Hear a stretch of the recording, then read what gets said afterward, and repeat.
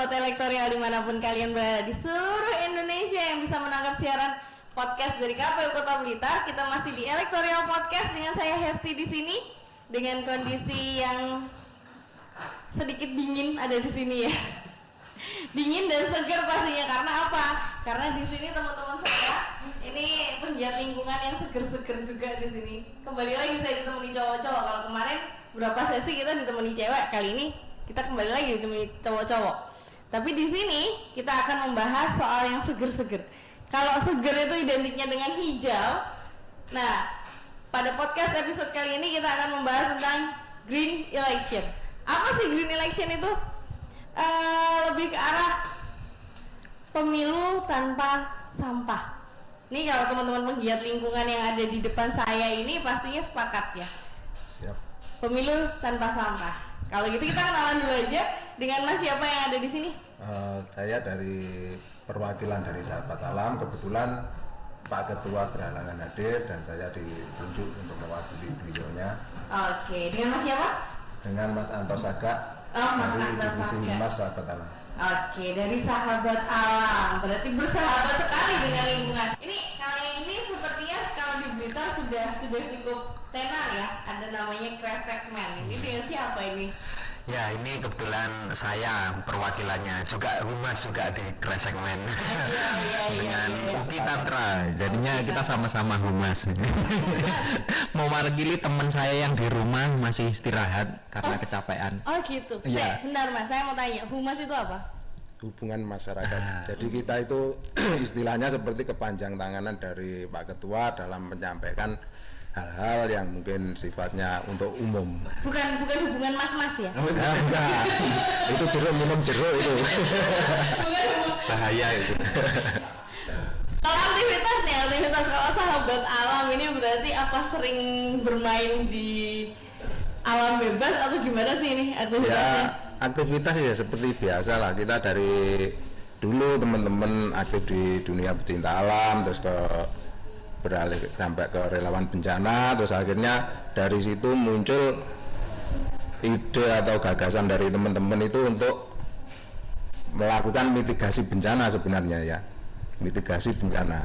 Jadi kita kalau bisa itu sebelum bencana datang kita itu sudah bisa mengantisipasi lah. Contohnya apa itu Mas? Ya misalnya seperti katakanlah sekarang itu di Blitar itu kan seperti hutan apa yang sudah banyak yang habis. Kita itu merangkul masyarakat untuk melakukan reboisasi lagi biar tidak terjadi seperti longsor, banjir, terus seperti pembuangan sampah yang tidak pada tempatnya, khususnya seperti di sungai-sungai lah, itu kan juga bisa menyebabkan bencana juga. Bencananya itu apa ya? Satu, bisa menyebabkan banjir karena tersumbatnya saluran. Kedua, dengan timbunan sampah yang cukup banyak itu kan juga bisa jadi endemik penyakit itu sebenarnya. Jadi di sini kita itu berusaha merangkul masyarakat biar image-nya itu lebih positif lah, kita tahu tempatnya gitu. Oh, membuang sampah pada tempat. Nah, sampah-sampah yang dari sungai itu yang setelah dibersihkan dikirimnya ke Kresekmen. Oh tidak. Oh gitu enggak ya? Enggak ya? Nah, kalau mau dikirim ya enggak apa-apa. Disiapkan lahannya saja. Kresekmen punya perusahaan. Oh iya, amin. Gitu. Nah, teman-teman dari Kresekmen, kan ini judulnya udah Kresekmen ya. Kalau kita teman-teman di sini tahunya Kresek itu adalah kantong plastik yang seringnya berbunyi krusek-krusek gitu ya. Iya kan? Iya kan, benar kan ya? Itu sampean Kresekmen itu seperti apa sih gitu loh? Ya, Kresekmen sebenarnya basicnya sama seperti Sahabat Alam. Sahabat Alam toh ini senior saya, jadi yang saya dulu itu kita juga Sahabat Alam. Saya masih SMP itu dulu sudah diundang oleh senior Sahabat Alam tuh ngikutin kegiatan. Jadinya Kresekmen itu terinspirasi dari senior kami yang di Sahabat Alam. Nah, tapi kami juga dulu basicnya sama, kegiatan juga bersih-bersih, ikut kegiatan penanaman sama aja, tapi akhir-akhir ini kenapa kami akhirnya bikin Kresekmen itu untuk mengedukasi. Jadi kita itu berbasic lebih ke edukasi, jadi memberikan edukasi, penyampaian ke masyarakat yang unik dan menarik dengan tokoh superhero asli Blitar. Sayang sekali. Yang lain dari kata yang lain. Saya tunggu sebenarnya yang hadir di sini tuh pakai jubah segmen gitu kan ya. Masih basah tadi kan barusan kehujanan. Jangan, oke. Dan dulu latar belakang saya juga kenapa bikin crash segmen itu karena kami melihat gini, dulu crash segmen kan mulai saya bikin kan sama teman-teman tuh 2011, 2012 lama banget. Nah itu dulu kami berpikir bahwa nanti tuh suatu saat tuh semua makanan tuh kresek, ya mas ya. Dan orang yang semakin mewah itu semakin kresek. Karena pengen lebih yang praktis gitu. Kemewahan seseorang itu kresek. Jangan-jangan nanti orang tuh berbaju kresek juga. Coba ini contoh nih ya. Kita beli nasi bungkus yang murah gitu ya, umpama nasi kucing gitu mas ya. Seharga 6.000 atau 8.000. Nanti cuma bungkusnya mungkin daun atau kertas bungkus sama makanan-makanannya ya. Tapi coba kalau yang mewah, nasi kotak yang mewah, nanti kreseknya banyak. Dapat berapa itu? Berapa kresek itu? Sendoknya dibungkus sendiri, kerupuknya dibungkus sendiri, ya nasinya dibungkus sendiri. Berarti apa? Orang semakin mewah semakin kresek. Oke, kita ngomongin kresek yang ada di lingkungan kita, sampah-sampah plastik udah banyak sekali kan ya. Kalau ini, kayaknya kalau kita masuk di ruangan ini pasti kita akan membahas tentang pemilu ya mas ya. Apa sih pandangannya teman-teman lingkungan itu terkait pemilu? Apakah pemilu itu termasuk sarana penimbun sampah atau seperti apa bagi teman-teman? Kalau pandangan kami itu kalau pemilu itu kan sudah seperti pesta tahunan ya, itu kan tiap 5 tahunan ya mas tahun ya. sekali ya, itu agenda rutin. Ya tentunya kita ya tetap menyambut dan ikut mengawasi juga mungkin dalam hal-hal tentang kegiatan-kegiatan itu di sekitar lingkungan sekitarnya itu kan kadang ada yang dari ini ya dari calon itu penempatan seperti gambar atau semacamnya itu kan tidak pada porsinya. Jadi katakanlah dipaku di pohon itu sebenarnya itu kan juga nggak boleh. Dampaknya apa sih mas kalau dipaku? Ya kasihan lah, pohon itu kan juga butuh hidup mbak. Oh. Kan gitu. Ibaratnya kita berdiri terus tiba-tiba ditewabrak tawon terus ngentuk gitu kan sakit. Paku itu tawon sebagai tawonnya. Oke. Jadi maksudnya hal-hal kayak gitu sudah pernah diantisipasi belum toh sama teman-teman dari sahabat alam, misalkan pencabutan paku ya, itu pernah nggak sih dilakukan? Itu beberapa waktu yang lalu teman-teman juga berusaha ya untuk melakukan pencabutan paku, pembersihan di tanaman-tanaman ataupun di tempat yang mungkin kurang pas yang bisa mengganggu keindahan di lokasi tersebut. Ya cuma kadang ya itu tadi kalau dikembalikan kan seperti pelaksanaan pemilu itu kan ada KPU, tentunya KPU kan pasti sudah menyiapkan tempat-tempatnya dan itu kan masih ada Bawaslu juga yang ikut mengawasi kira-kira ini dipasang di sini melanggar apa enggak sih, nah seperti itu. Oke. Saran buat teman-teman Bawaslu mengawasi penempatan APK. Kok saya yang bicara? Kalau untuk ATK barang pesan-pesan dari sahabat alam loh ya, ini teman-teman sahabat alam ya. Jadi biar nggak ditempelkan di pohon ya mas ya. Jadinya tidak dipaku atau apa kan bisa tidak dipaku di pohon, mungkin dibikinkan seperti figura itu ya mas Bia. Figura itu ditaruh tempatnya di mana untuk mungkin di satu titik di sebelah sini untuk khusus untuk gitu. Oh, jadi ada tempat-tempat. Ada tempat-tempat tersendiri. Untuk penempatan ya, alat kampanye. Jadi tidak merusak untuk tumbuhan-tumbuhan yang ada di pinggir jalan, karena fungsinya tanaman-tanaman di pinggir jalan itu sendiri kan untuk sebagai peneduh ya mas ya, supaya tidak penghasil oksigen juga. Mengurangi dampak polusi dari kendaraan ya. Kalau teman-teman kresek mandangnya gimana? Ini tadi kan kalau kita bicara tentang ini langsung bahas tentang alat peraga kampanye di masnya ini, karena dia penggiat lingkungan sering berhubungan dengan pohon-pohon. Saya tahu berhubungan dengan pohon-pohon. Nggak aja, kita lanjut. Kan ya sampean gimana mas kalau dari kresek sendiri? Sebenarnya pendapat saya hampir sama sih seperti pendapat senior saya Mas Arda ini. Ayo. Kalau menurut saya ini boleh ya saya berbicara netral nih sebagai pegiat lingkungan ya itu enggak nanti kalau ada parpol-parpol yang tersinggung saya mohon maaf. Oh enggak, kita jangan sebut merek loh ya. Iya. Maaf kita sensor merek ya, kita sensor merek, kita di sini nyebutkan netral aja. Ya, okay. Juga nanti kalau KPU tersinggung saya juga mohon maaf, tapi ini kita berbicara netral aja sebagai sudut pandang masyarakat. Kita kan bagian dari masyarakat yang kebetulan ya Mas ya. Kami itu pegiat lingkungan cuma itu aja. Kalau menurut saya nih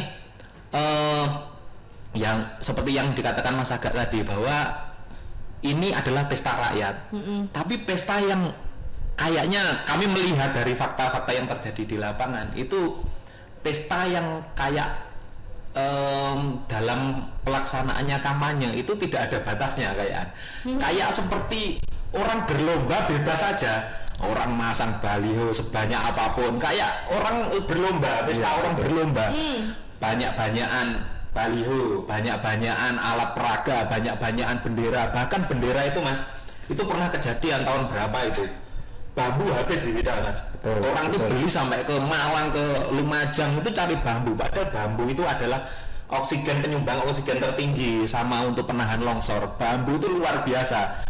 Nah karena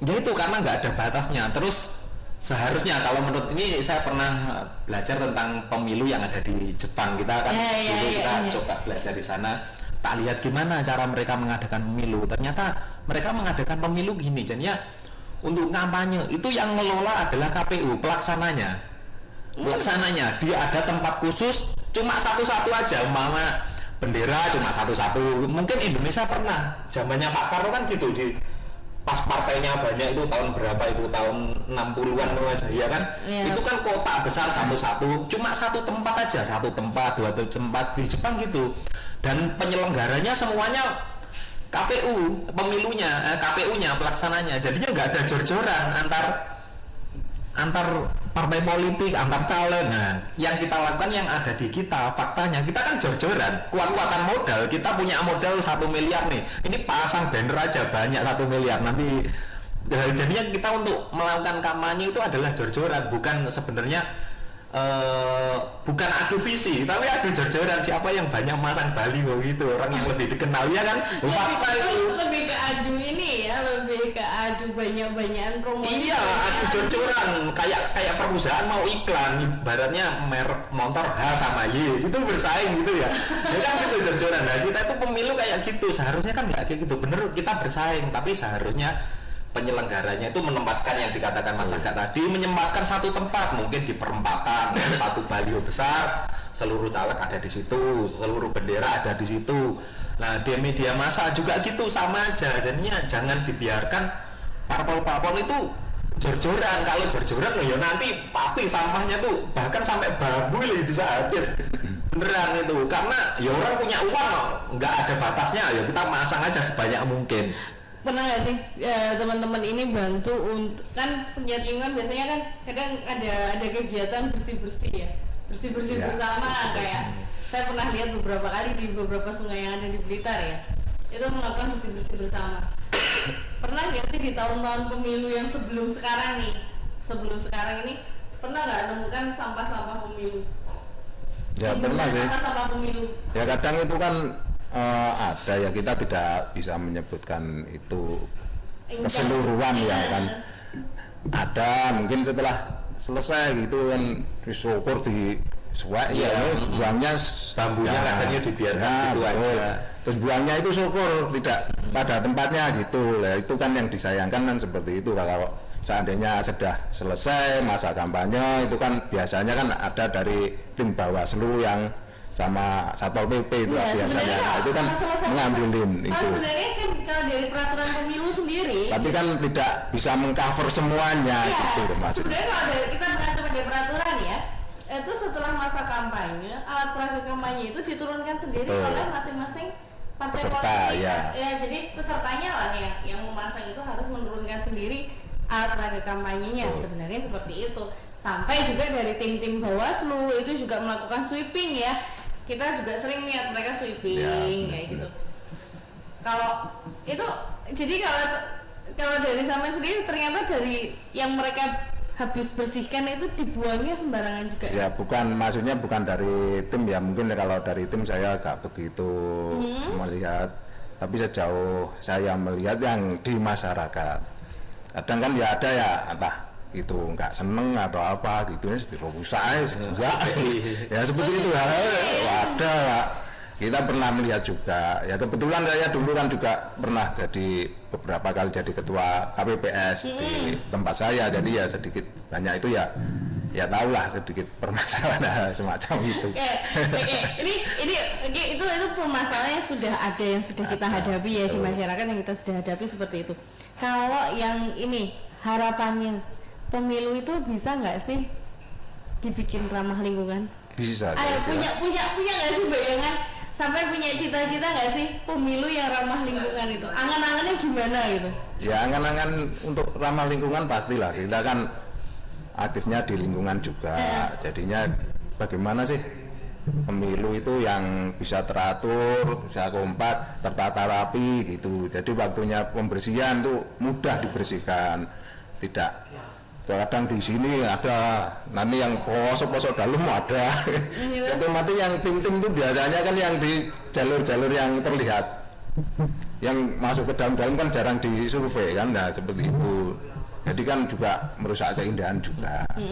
Kalau semua tertata rapi, terus dengan adanya mungkin ada pembatasan penggunaan bahan-bahan plastik atau kertas-kertas itu mungkin juga bisa untuk mengurangi lah minimal. Sebenarnya juga bisa, kan banyak negara sudah mempraktekkan e-pemilu, jadinya menggunakan digital kan teknik pemilihannya. Tapi kalau mungkin kita kan masih karena belum teknologinya bisa. kita itu terlalu jauh. Belum bisa kalau. Tapi menurut saya lebih ke manajemen sih, manajemen dalam penggunaan atribut-atribut dan perlengkapan pemilu. Jadinya ya tertata rapi lah, ada pembatasan berapa jumlah maksimal. Sebenarnya kan seharusnya kan sudah ada, mungkin iya sudah sebenarnya saya yakin itu pasti ada, tapi kayaknya faktanya di lapangan kan enggak, bebas saja. Bahkan kalau pemilu itu kita tuh kayak mata kita itu selalu tidur pun terbayang warna-warni di jalan, warna-warni, karena kita tuh melihat bendera itu sampai dimanapun, bahkan kita mau nongkrong ngopi itu kita melihat bendera. Pokoknya pas pemilu itu pelangi aja kota kita isinya. Nah, kalau menjelang lebaran itu berisi banyak plat nomor luar kota, tapi kalau menjelang pemilu kota kita menjadi pelangi. Iya, jadi pelangi itu, tapi pelangi yang nggak positif sekali, karena itu ya walaupun itu nanti nggak nyampah ya Mas ya, walaupun nggak berakhir dibuang di tempat sampah, tapi produksinya itu kan memakan bahan yang banyak sekali. Betul. Kertas, bambu sampai habis. Kertas itu luar biasa, kita sahabat alam nanam hutan aja nggak selesai masalahnya, apalagi kalau penggunaan kertas itu sangat banyak sekali kan nanti juga berdampak mengurangi bahan bakunya. Ya, ibaratnya seperti kita minum obat lah. Kalau kita sesuai dosis itu kan baik. Tapi kalau berlebihan itu kan tidak baik. Seperti kita menggunakan kertas berlebihan. Nah itu dampaknya apa ya, pohon-pohonnya kan banyak yang hilang. Iya, bahan bakunya dari situ. Bahan baku kertas itu. Terus kayak sampah-sampah itu pernah nggak sih, kalau dari Kresek sendiri udah edukasi untuk daur ulang ya, daur ulang kan termasuk edukasi untuk daur ulang. Ada nggak kayak misalkan parpol atau peserta pemilu yang lain itu kerjasama dengan sampean itu untuk pembuangan sampah? Kalau dari kita sih masih belum. Terus kita pun juga nggak mampu karena kita nggak punya penerimanya. Seharusnya mereka tuh juga harus bertanggung jawab kepada ya sampah-sampah itu. Kalau di Indonesia mungkin sektor-sektor kayak gitu tuh belum ada ketegasan sih. Contoh usaha seperti ini cuci motor, cuci mobil itu kan menyerap air tanah kan banyak sekali. Nah tapi mereka nggak diwajibkan untuk bikin penampungan hujan, penampungan tandon atau apa untuk menambah lagi jumlah air tanah. Nah itu juga di pemilu itu juga nggak ada. Seharusnya parpol itu dia punya kerjasama dengan perusahaan Mama Kertas, dia punya kerjasama dengan perusahaan daur ulang kertas, daur ulang baliho, daur ulang bendera. Jadinya Baliho itu mana ya, plastik ya? yang plastik itu, yang baliho, banner itu lah. Dia tuh seharusnya punya dengan perusahaan yang sudah levelnya besar. Kalau partai kita nerima ya tidak sanggup, tempatnya kok kita tidak mampu, tempatnya kok tidak mampu. Tapi kalau perusahaan kan ada di Indonesia, banyak perusahaan biji plastik, perusahaan kertas, itu kan banyak. Seharusnya mereka mungkin KPU bisa lah untuk mempertimbangkan memberikan peraturan wajib. Sebenarnya Indonesia tuh bisa kalau penyelenggaranya dan memang aparat-aparatnya yang memang semua itu harus sinergi. Tegas, iya. Sinergi dan tegas. KPU sendiri dengan Bawaslu dan partai-partai mungkin peserta itu ada koordinasi yang bagus itu kan, nanti kan bisa jadi MOU lah. Nanti sampahnya seperti apa? Iya, MOU dan ketegasannya itu beneran. Nah, contohnya kan ada Bawaslu yang mengawasi, apabila melanggar ya mungkin Bawaslu bisa mencopot lah atau gimana, atau memperingatkan itu tempatnya nggak tepat, tempatnya sudah ditempatkan di sana gitu. Mungkin ditambah ya di syaratnya itu nanti harus punya rekanan untuk daur ulang sampah. Iya, harus bisa. Pasti bisa kalau KPU-nya tegas, terus penegak hukumnya tegas tuh pasti bisa. Wong apalagi di Blitar kita sudah punya pencanangan bank sampah di tiap RW itu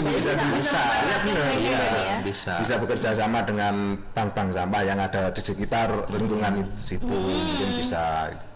Jadi kadang itu kan ya itulah mungkin perlu edukasi juga ke masyarakat kan, seperti masa kampanye itu kan ada batasan waktunya lah. Takutnya itu kadang nanti setelah masa kampanye mau mencopot masyarakat umum, tidak ada pendampingan dari Bawaslu atau apa kan takut mereka mau mencopot gampang. Takutnya ya kalau tidak dituntut sama yang punya itu kan repot. Nah itu makanya masyarakat bertentangan langsung kan. Makanya perlu ada MOU, jadi di situ ada kesepakatan dari KPU, Bawaslu dengan peserta pemilu itu. Jadi sampahmu tanggung jawabmu, nah seperti ini itu.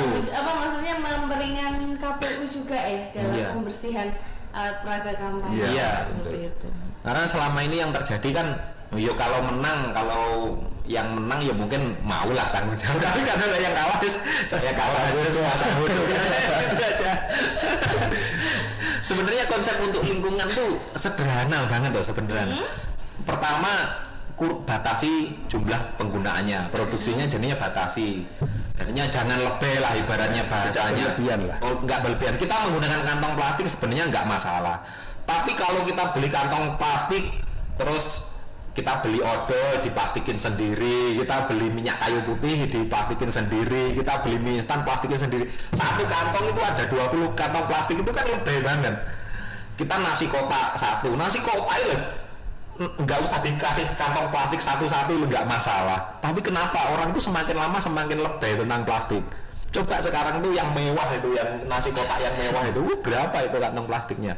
Oh iya, saya pernah kok itu terima yang nasi istilahnya ada ya besek ya. Kalau dari kemasannya kita melihatnya ini ramah lingkungan karena dari bambu. Tapi begitu ternyata kita buka itu di dalamnya penuh besek. Plastik. Di dalamnya jengkolnya dibungkus sendiri. Nasinya bungkus sendiri. Nanti jangan-jangan nasinya itu bungkusnya kertas. Sayurnya itu dan kertas ada plastiknya loh itu. Terus sayurnya pakai cup, terus sambelnya pakai cup. Tisu gitu. Itu nanti jangan-jangan di masa depan nanti berasnya itu, nasinya itu satu persatu diplastikin semua. Bisa juga loh. Kita dulu nggak mau prediksi kan di masa depan kalau ada nasi kotak penuh plastik. Nggak memprediksi dulu 10 tahun yang lalu. Jangan sampai lah nanti nasinya plastik. Lah ya itu makanya dari yang saya simpulkan kan jangan lebay dalam penggunaan. Terus yang kedua adalah manajemen dalam penempatan. Penempatan dan penggunaan. Jadinya produksinya dibatasi, terus manajemen dalam penggunaan jadinya nggak liar. Selama ini kan liar kayaan di mana-mana wis nggak segala macam lah ngono. Bahkan yang sampai di daerah-daerah itu pemilu lagi masih ada bannernya, udah warnanya udah putih kan. Ini kan ada. Kalau yang di daerah-daerah yang pelosok-pelosok itu kadang di pohon tuh tak lihat loh, ini tahun berapa, 2019 masih ada. Iya, pernah lihat. Iya, makanya kan ya itu kan lah itu ya. Jadi bendera udah brodol-brodol di atas pohon ya. Itu terus yang terakhir tuh ya tanggung jawab dalam pascanya. Jadinya seluruh manusia itu kan semua aktivitasnya kan punya dampak ya. Punya dampak lah. Dampaknya itu seharusnya kita harus tanggung jawab sendiri. Contoh ini, mohon maaf ini kita nggak ngomong jorok ya. Kita makan terus kita tuh kan mengeluarkan kotoran kan. Kita kan harus tanggung jawab kotoran kita. Ya di toilet lah, masa di jalan raya kita kan nggak mungkin lah itu loh maksudnya itu tanggung jawab, ada di tempatnya, kamu taruh di tempatnya, kamu sudah mengeluarkan sesuatu, kamu harus tanggung jawab gitu. Sama halnya dengan teman-teman yang ada di peserta pemilu ya. Iya, seharusnya tanggung jawab, mereka sudah menghasilkan ini sampah ini, mereka harus tanggung jawab dalam penyelesaiannya gitu. Sebenarnya baliho itu efektif nggak sih Mas? Atau perlu kita ini tanpa menggunakan baliho itu kira-kira bisa nggak ya kalau di kita? Ya bisa kembalikan lagi ke KPU-nya bagaimana? Bisa aja kan peraturan yang bikin kan KPU bukan kita. Kalau kita itu kan hanya melihat sebatas melihat, mengkritisi. Tapi kalau untuk ranah itu di luar wewenang kita nggak bisa masuk ke ranah itu. Itu ranahnya kan dari KPU. Sarannya dari sampean. Ini kalau saran saya ya nggak masalah sih pasang baliho, cuma kan mungkin kalau ada batasannya, terus penempatannya juga sesuai dengan koridornya, dengan tempatnya, ya kira ya nggak masalah. Jadinya nanti kalau sudah selesai masa kampanye, waktu penurunan baliho dan segala macamnya itu mudah. Jadi kembali bersih lagi lah gitulah. Kalau menurut saya ya seperti yang saya katakan tadi, kita mungkin kan kita harusnya banyak belajar di negara-negara yang mereka tuh sudah berhasil. Nah, kalau kayak di Jepang tuh terpusat satu tempat dan yang memutuskan tempat-tempatnya itu adalah KPU gitu. Umpama satu papan besar bisa ditempelin foto-foto caleg. Ya sudah, tempatnya kamu sini. Nanti kalau nggak diatur, orang mau masang aja.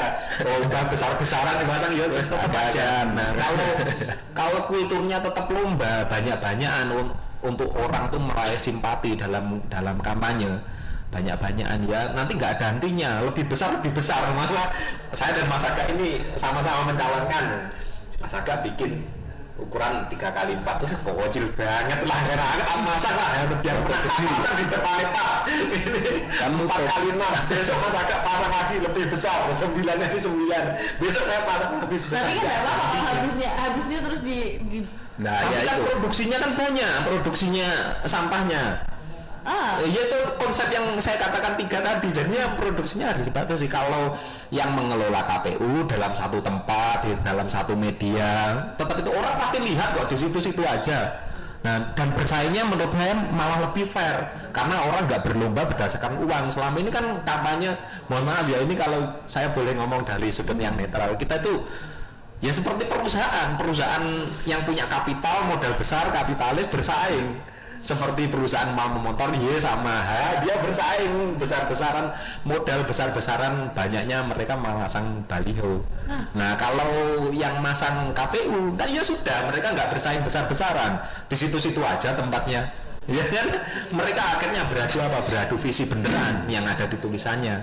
Nah, orang kan lihat, oh saya memilih A, memilih B, memilih C, memilih D, karena visi-visi mereka, bukan karena kita terpengaruh warna-warni yang lebih banyak di jalanan. Jadi adu visinya lebih ke adu visi yang lebih positif yang ya, yang real. Jadi nggak hanya sekedar masang alat harga yang jatuhnya nanti malah jadi sampah. Iya, selama ini kan cuma lomba pemilu. Menurut pendapat saya nih pribadi nih, bukan melibatin keresahan, bukan lihat kegiatan pribadi, yaitu pemilu itu seperti lomba jor-joran, oke-okean. Iya, kalau dari sisi lingkungan itu tadi ya. Jadi sampah pemilu itu sampah visual ya istilahnya kalau kita ini sampah visual pemilu itu cukup banyak ya di lingkungan kita yang sampai hari ini masih belum terselesaikan, terutama menumpuknya itu di masa-masa pemilu di tahun politik pastinya ya sebelum masa pemilu sebelum pemilu ini berakhir. Jadi pasca pemilu ini ternyata sampah-sampah ini masih juga banyak bahkan sampai pemilu berikutnya bayangin pemilu berikutnya orang-orang sudah lupa orang masyarakat sudah lupa itu gambarnya kadang masih ada itu tapi ya seperti itulah ya, mungkin kalau bisa itu kan image-nya terus segala sesuatunya itu diperbaiki lagi, ditingkatkan lagi tentunya dengan koordinasi yang bagus antara penyelenggara, peserta, pengawas dan masyarakat. Tapi ini juga lumayan langkah yang maju loh kita diundang di sini. Tahun sebelumnya kan belum ada. Seharusnya ini sangat penting. Seharusnya setiap pemilu itu ada kayak gini. Jadinya masyarakat tuh ada kan masyarakat tuh kan pemalu. Ada seperti kita itu terutama pegiat lingkungan tuh kalau kita harus datang ke dinas, datang kemana kita kan malu mas. Kita itu orang lapangan, kita tuh berkegiatan di lapangan. Tapi kalau kita diundang mau, kita diundang tuh mau. Nah, justru kayak gini nih kita menyambut positif ini kan nanti kan ini didengar seluruh orang-orang parpol juga dengar, mudah-mudahan pemerintah daerah juga dengar, syukur-syukur pusat mau dengar ya Pak Jokowi. Alhamdulillah nanti kalau kita dengar siapa tahu suara kecil dari Blitar bisa mengubah Indonesia ini menjadi lebih baik dalam penyelenggaraan pemilu. Jadi kita benar-benar green election ya, kita green beneran ya di dalam pemilu. Karena masalah lingkungan tuh nanti dampaknya panjang. Bahkan sekarang ini film-film yang Hollywood itu kan seperti contohnya kemarin saya baru nonton Avatar itu mereka mengkampanyekan tentang lingkungan, semua tentang lingkungan hari ini. Bahwa nanti apa? Ya kita itu tinggalnya kan di bumi, kita menghirup dan segala macam, menghirup udara, kita mengambil air dari bumi, kita makan hasil bumi dari tanah. Nanti kalau bumi ini rusak semuanya, kita nggak bisa hidup. Hari ini orang panas luar biasa, orang udah sambat kok bingung kok. Belum petani lagi yang sambatannya. Kalau lingkungan ini kita nggak selamatkan, nanti gimana masa depan anak kita, masa depan anak cucu kita nanti gimana? Tentunya kalau tidak dimulai sekarang kapan lagi? Masalah lingkungan tuh sebenarnya kita berbicara luas, harus menunggu terjadi dulu. Jadinya kalau kita itu bisanya itu kalau bisa diantisipasi. Jadi kita mulai melakukan antisipasi. Ya contohnya seperti mata air, berapa ratus atau berapa ribu mata air yang sudah hilang. mati. Makanya kita juga mengadakan program, ayo kita melakukan penyelamatan mata air, seperti itu. Belum lagi yang sampah itu masalah klasik lah. Dengan bertambahnya penduduk pasti diikuti dengan sampah. Tidak mungkin satu keluarga tidak menghasilkan sampah. Jangankan satu keluarga, individu itu pun sudah. Kalau saya pribadi gini, saya pernah kepikiran nih kalau saya kita itu untuk bebas dari sampah itu nggak bisa, karena setiap apa yang kita lakukan itu akan menimbulkan sampah. Tapi bagaimana kita bijak dalam pengelolaan sampah, khususnya ketika kayak ini, misalkan kita kampanye, teman-teman juga yang pendengar di podcastnya KPU ini ya, teman-teman elektoral semuanya, kita berharap juga sadar akan sampah yang ada di sekitar kita, khususnya kalau berhubungan dengan tema-temanya elektoral tentang kepemiluan, pastinya sampah-sampah sisa pemilu, sampah-sampah visual, sisa-sisa pemilu itu kita juga harus berpikir ke arah sana ya Mas ya. Betul. Kalau saya boleh mengutip ini, dulu saya pernah kerja dengan perusahaan Jepang. Dia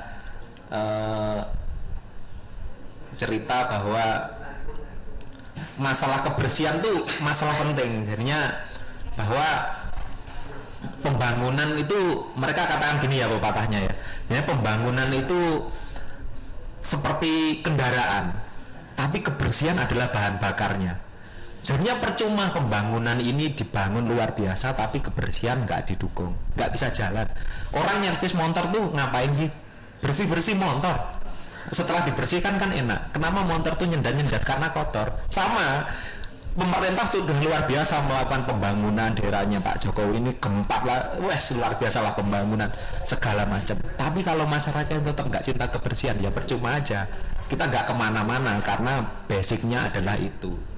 Jadinya kita cinta kebersihan tuh juga tentang ngomongin tentang kesejahteraan masyarakat, ekonomi masyarakat. Jadinya marilah masyarakat dukung, kita sama-sama mendukung.